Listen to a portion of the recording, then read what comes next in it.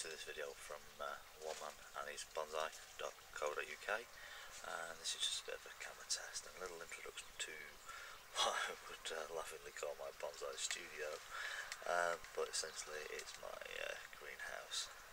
If you could just take a look at the moment, it's quite a nice mid-September morning. Let's see if we can just get the old zoom going in on the readout at the moment. As I said, it's fairly early in the morning, it's about 9:15.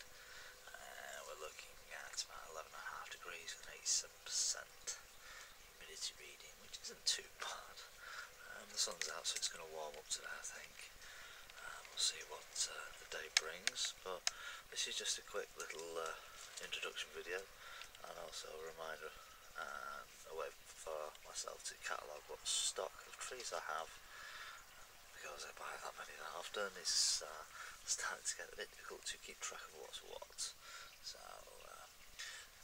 let's have a look what we've got in this greenhouse today.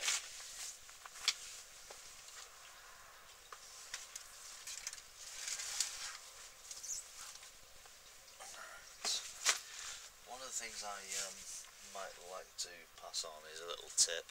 I don't know whether it's common within the bonsai community or not, but rather than keep buying humidity trays for each tree that you have,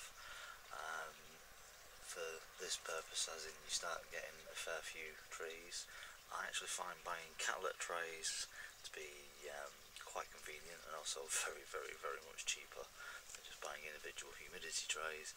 And if you then have a look around, depending which country you're in, if you're in the UK, I can heartily recommend the cat litter from Tesco's, believe it or not. It's their own brand, and I'll show you a pack of that later towards the end of the video. But if you clean it off and give it a few days outside and let it soak and get all the residual deodorants out of it and stuff, it actually does make very good bonsai medium, both for potting and also for on your humidity trays. And believe it or not, as you'll see in a minute, top dressing that works quite well.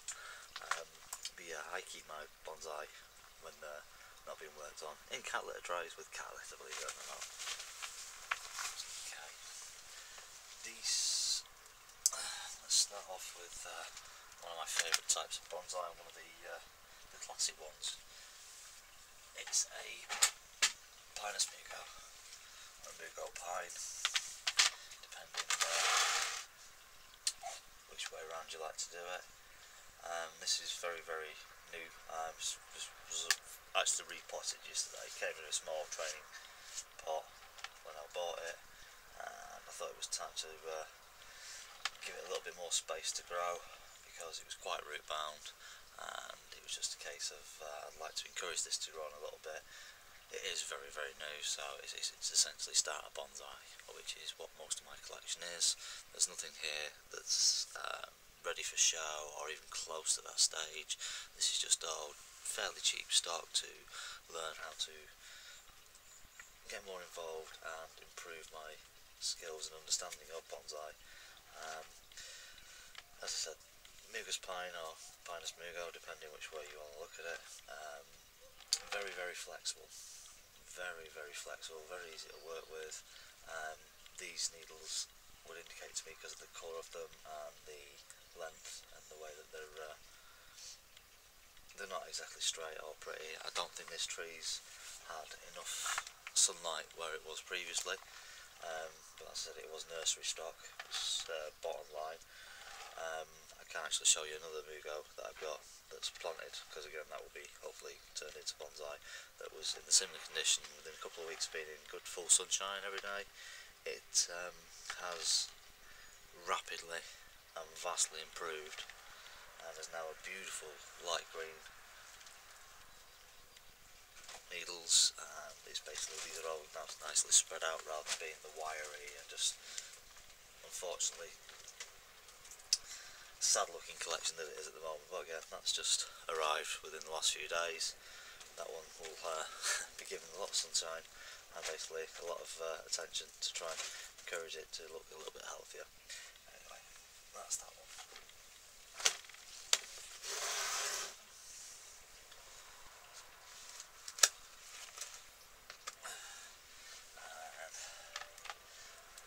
this is another recent addition to my collection. It's a blackthorn, or Brunus spinosa. Not really done much with it other than take it out of the little 7cm plastic pot that it came in and put it in just a very simple training pot. Got a little bit of root over rock action going on there. I'm going to try and encourage that one to develop that way and eventually try and do something more dramatic with that. But it's got a nice little bit of shape onto it, just enough leaves there to encourage it to keep growing and get it through the winter before we can really start on that. But I think there's some nice shape there to it, some potential to be developed, and we'll see what time brings with that one.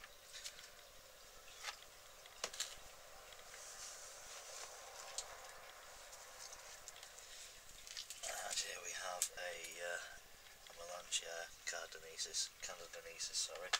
I believe the common name for that is sugar plum. Again, this is another recent one that was bought from nursery stock. Again, very much turned up in a 7cm pot, made of plastic, wasn't much to it. Tilted it over a little bit, put it in a big training pot to give it some room to grow, and we shall see what comes on with that. But I do like the idea that in time this one will be able to hopefully have quite a lot of work done with some wiring to make this more interesting, give it some more character. But already it's, from what it was, there's a dramatic change. Some of the leaves are a little bit on the dodgy side, I think, but again with a bit of time and a bit of attention, it's already popping out new leaves, so we shall see what comes with that. This next one is a little bit of a special pet project. We have a rather large cherry tree out in the garden. Basically it's as tall as a house, it's as tall as this house, and it throws out saplings and suckers and all manner of hosts of branchy things all the time. And I decided one morning that to go on a bit of a collection and see what else we can see, and there was these nice little saplings waiting to be picked, so got dug, and I thought, right, let's have a try at making a little forest. So they've actually survived the experience. This was done a good few weeks ago. Plenty of room to grow. Enough there for hopefully in time to become something very, very interesting.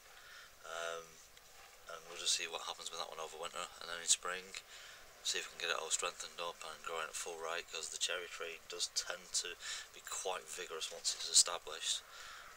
They do seem to look dead for a while sometimes when you pull them up and you replant them or you take a cutting.